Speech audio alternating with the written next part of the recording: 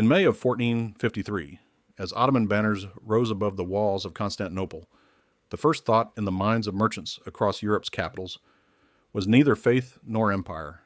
It was the price of pepper. That sentence may sound small, but it carries within it the truth of a world being remade. The fall of Constantinople is told in history books as a political turning point, the end of an empire, the triumph of a faith, the closing of an age. All of that is true. But if you want to understand what this event did to the European economy, you need to set politics aside and look at a cargo manifest. Because Constantinople was not merely a city, it was the most critical logistical node through which goods from Asia passed into Europe.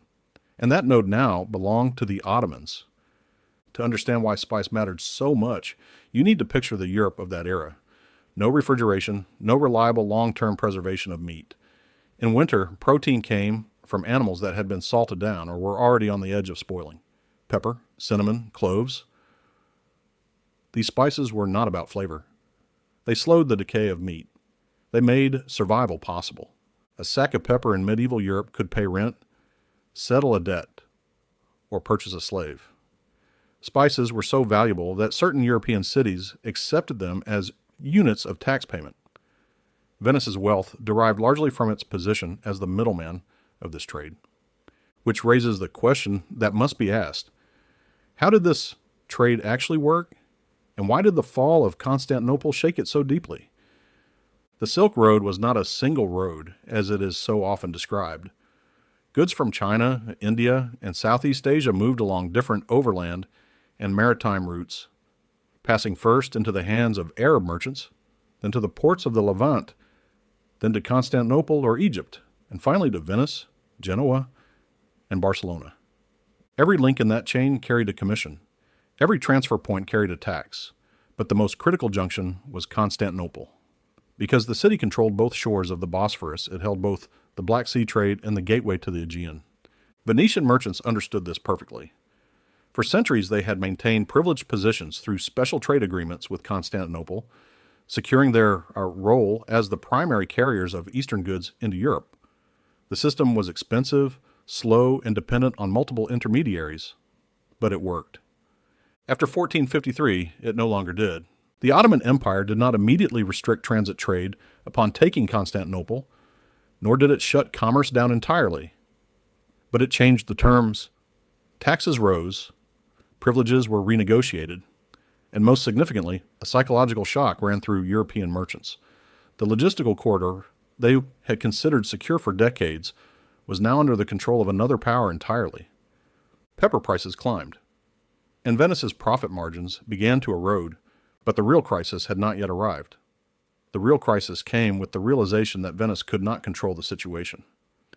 Because control of the Silk Road no longer rested with a single city, the Ottomans held Anatolia, Mesopotamia, and the Levant. Egypt would follow soon. The Euphrates Basin, the Strait of Hormuz, the Red Sea, all of it lay within Ottoman or Allied spheres of influence. Europe had one option left: find another route. But finding another route was not simple. Bypassing a trade infrastructure built over centuries required far more than drawing a new line on a map. It required capital. It required shipbuilding technology. And above all, it required state support. This is where economics began to reshape politics and geography. Portugal had been systematically exploring the African coastline since the mid-15th century. These voyages were not born of curiosity alone. Portugal was a small kingdom, unable to break into the eastern trade dominated by Venice. Geographically, it sat far from the center of the Mediterranean. Its single advantage was this: it faced the Atlantic. The expeditions financed by Prince Henry were not the product of a dream. They were the product of economic necessity. If India could be reached by sailing around the southern tip of Africa, none of the routes controlled by the Ottomans would matter. In 1488, Bartolomeu Diaz rounded the Cape of Good Hope.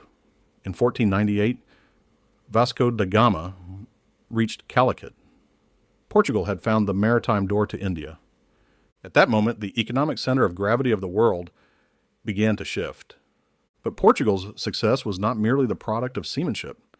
Behind it lay financial engineering, Voyages of exploration were expensive. Shipbuilding, expedition equipment, crew wages, all of it demanded hard cash up front. And the Portuguese crown could not provide it alone. The solution was partnership with private capital. Florentine bankers, Genoese merchants, and later Dutch investors became partners in these expeditions. Profits were shared. Risk was distributed. And for the first time in history, a voyage of exploration became a financial instrument.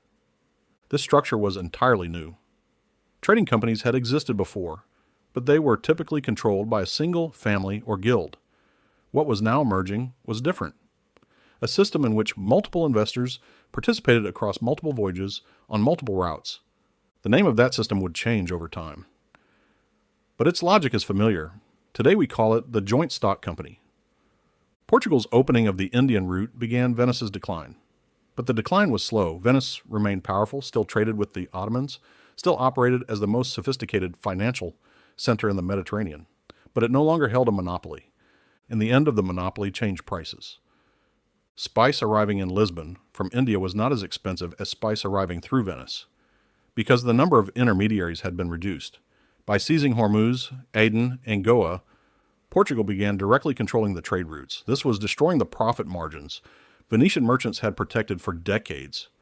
How did Venice respond to this assault? By deepening its ties with the Ottomans. Ironic, but rational. Venice needed its rival's neighbor to remain competitive. How different is that dynamic from the geopolitical alliances of today? The economic consequences of the Age of Discovery spread far wider than its explorers had imagined. Spain opened onto the American continent following Columbus's voyage in 1492. And what it found there was different from what Portugal had found in India. Portugal had found spice, high in value but ultimately consumed. Spain found silver, the Potosi mine. In present-day Bolivia, at 4,000 meters above sea level, one of the largest silver deposits in the world. Discovered in the mid-16th century, this mine began producing wealth that exceeded all projections. Silver poured into Spain. Spain spent that silver across Europe, and something the world had never seen before occurred. The money supply expanded beyond all control. Economists call it the price revolution. Over the course of the 16th century, prices across Europe rose by a factor of 2 to 3. That may sound modest by modern standards. For that era, it was devastating. Everyone with a fixed income, nobles collecting rents, craftsmen on wages, clergy dependent on church revenues, watched their real purchasing power dissolve. Meanwhile, merchants, exporters, and producers with the ability to set flexible prices grew wealthy. Wealth moved silently from one class to another, but the darkest chapter of this story had not yet arrived. The European powers chasing spice had to establish naval bases to open trade routes. Establishing those bases meant either negotiating with local populations or confronting them. And negotiation was not always possible. Portugal worked to forcibly dismantle existing trade networks across the Indian Ocean. Arab merchants, Gujarati traders, Malay carriers. It seized ports by cannon fire. It sank rival ships. It restructured regional economies. Henceforth, the sole buyer would be Portugal. Spain went further in the Americas. Extracting silver from Potosi required labor. That labor came from indigenous Americans, forced, under conditions of life and death. The mandatory labor system known as the Mita collapsed populations within decades. That was not enough. Human beings began to be taken from Africa. The slave trade was systematized to fill the labor deficit of the colonial economies. A process that began with a logistical bottleneck had arrived here. Consider this.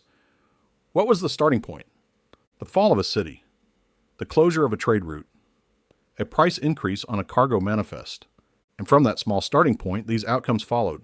The crossing of the Atlantic, the discovery of the Americas, the age of silver, the price revolution, the colonial economy, the transatlantic slave trade, the birth of the joint stock company. One of the greatest economic transformations in history began because a spice became too expensive. This was not coincidence. It was the logic of economic pressure finding an exit. When a system is blocked, capital does not stop. It searches for a new route. And the cost of that search is always paid by those at the bottom. The Netherlands learned this lesson better than anyone. Portugal and Spain kept their colonial economies under state control. Trade monopolies were distributed through royal charter. Capital was private, but the center of decision-making was the palace. The Dutch thought differently. The East India Company, the VOC, founded in 1602, was the first true joint stock company in history. Its shares were publicly traded. Its management was elected by its partners, and it operated not on behalf of a state, but on behalf of investors. This structure was revolutionary because it distributed risk. Even if one merchant failed, the company stood. Even if one voyage was lost, the portfolio survived. And while investors waited for profit, the company grew. At its peak, the VOC had 50,000 employees, 200 ships, and trading posts across Asia. It overthrew governments, declared war, signed treaties. It behaved not as a company, but as a small empire. The Dutch transformed Amsterdam into the world's first modern financial center. A stock exchange was established, the bond market deepened, an insurance system developed. And all of that infrastructure rose upon the search that had begun when spice became too expensive. What does this story have to say to the modern world? Many things. But the most important is this. When economic systems are blocked, capital does not merely find new routes. It invents new institutions. And those new institutions reproduce the damage of the old systems more efficiently, at greater scale, and with less visibility. The Ottoman control of trade routes appeared at first to be a threat. For Venice it was, but for Portugal it was an opportunity. For Spain it was a door to wealth. For the Netherlands it was the birthplace of a new financial paradigm. Every collapse leaves a void. Into every void, capital enters, and that capital writes its own rules. Today's stock exchanges, global supply chains, multinational corporations, all of them trace their origins to a paper invoice that arrived on an Italian merchant's desk in the 15th century. The price was too high. Another way had to be found. The way that was found changed the world. But who paid the price for that change? It is not possible to understand history without asking that question. And the moment you stop asking it, you become not the teller of a story, but the spokesperson of the power that wrote it. Money always moves. The only question is, over whom?